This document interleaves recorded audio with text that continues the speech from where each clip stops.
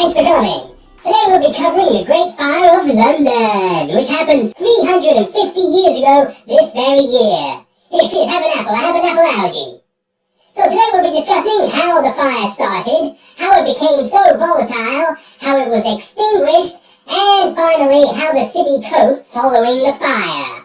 Now, I thought I'd set the mood today by starting our very own Great Fire right here in the classroom. So I'll need a fire-making device, which I have back here.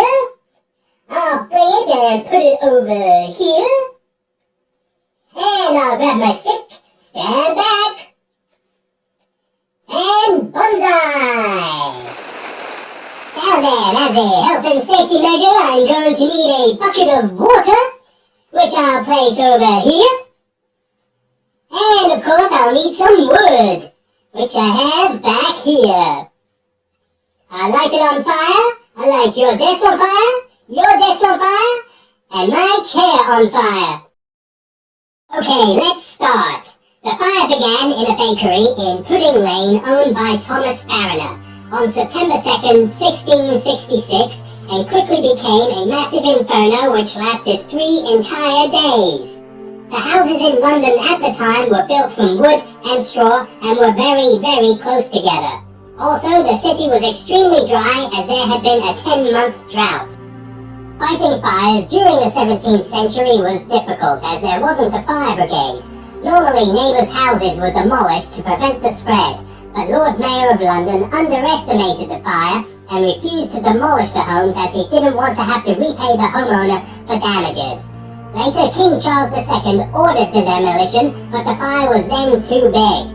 The fire burnt down over 13,000 houses, 87 churches, as well as St. Paul's Cathedral.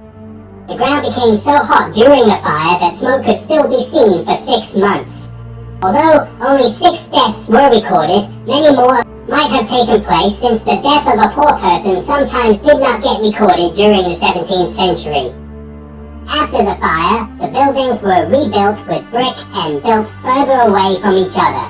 A huge monument was made to remember the Great Fire, and this monument stands 61 meters tall and is 61 meters away from the bakery in Pudding Lane where the fire started.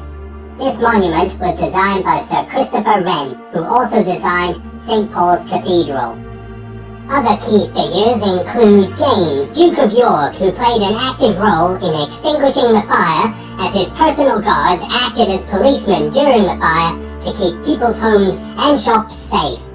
And let's not forget King Charles II. He gave rewards to anyone that helped to try to extinguish the fire. He also helped those that became homeless after the fire with food and clothing.